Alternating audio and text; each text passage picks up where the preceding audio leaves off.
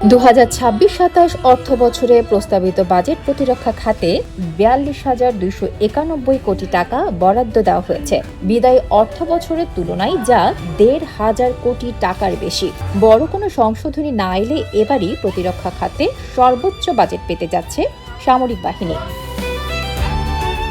প্রতিরক্ষা খাতে সর্বোচ্চ বরাদ্দ ঘোষণা, এমন চটকদার শিরোনাম দেখলে সরকারের গুণকীর্তনে ব্যস্ত হয়ে পড়তেন অনেকে। তবে এক্ষেত্রে ব্যতিক্রম পন্থা অবলম্বন করেছে এনসিপি। বাজেট বিশ্লেষণ করে দলটির এমপি আতিকুর রহমান বলেন, প্রয়োজনে একবেলা না খেয়ে হলেও স্বাধীনতা ও সার্বভৌমত্ব রক্ষায় প্রতিরক্ষায় বাজেট বাড়ানো প্রয়োজন। সম্প্রতি জাতীয় সংসদে প্রস্তাবিত 2026-2027 অর্থ বছরের বাজেটের ওপর সাধারণ আলোচনায় অংশ নিয়ে অসন্তোষ প্রকাশ করেন কুড়িগ্রামের এই এমপি। তার দাবি, বরাদ্দকৃত 42,000 কোটি টাকার মধ্যে 35,000 কোটি টাকাই পরিচালন ব্যয়। মাত্র 7,000 কোটি টাকা দিয়ে প্রতিরক্ষা আধুনিকায়ন সম্ভব নয় বলে মন্তব্য করেন তিনি। আতিকুর রহমানের বক্তব্যে উঠে আসে পার্বত্য চট্টগ্রাম প্রসঙ্গ। জানান, কুকি চীন সহ 3টি বিদ্রোহী গোষ্ঠীর বিরুদ্ধে চট্টগ্রামে বাংলাদেশ সেনাবাহিনীর 2টি ডিভিশন কাজ করছে।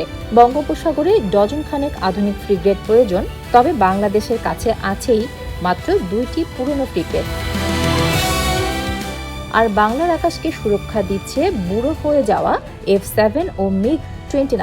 প্রতিবেশী দুই দেশ ভারত ও মিয়ানমার নিজেদের জিডিপির 2.5 থেকে 3% অর্থ প্রতিরক্ষায় ব্যয় করে। সেখানে বাংলাদেশের অবস্থান তলানিতে। তাই সার্বভৌমত্ব রক্ষায় ধর্ম বর্ণ নির্বিশেষে একবেলা না খেয়ে হলেও প্রতিরক্ষায় বাজেট বাড়াতে সরকারের কাছে অনুরোধ করেন এনসিপির এই নেতা। এদিকে যে কোনো ধরনের চ্যালেঞ্জ মোকাবেলায় বাহিনীকে সর্বোচ্চ প্রস্তুত থাকার নির্দেশ দিয়েছেন সেনাপ্রধান জেনারেল ওয়াকারুজ্জামান। বৃহস্পতিবার চট্টগ্রামের বাংলাদেশ মিলিটারি একাডেমি প্যারেড গ্রাউন্ডে 90তম দীর্ঘমেয়াদী কোর্সের রাষ্ট্রপতি কুচকাওয়াজ অনুষ্ঠানে এ কথা বলেন তিনি। এ সময় সেনাপ্রধান জানান, বিশ্বের সঙ্গে তাল মিলিয়ে সেনাবাহিনীর আধুনিকায়নে বাস্তবমুখী পরিকল্পনা নেওয়া হয়েছে। অফিসার ক্যাডেটদের আধুনিক ও যুগোপযোগী প্রশিক্ষণ নিশ্চিত করতে বদ্ধপরিকর বাংলাদেশ সেনাবাহিনী। ফলে বাংলাদেশ মিলিটারি একাডেমিতে 2য় বাংলাদেশ ব্যাটালিয়নের কার্যক্রম উদ্বোধন করা হয়েছে।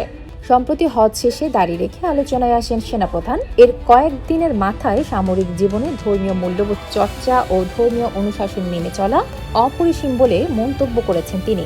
সেনাপ্রধানের ধর্মচর্চাকে ঐতিহাসিক হিসেবে মনে করছেন বিশ্লেষকরা।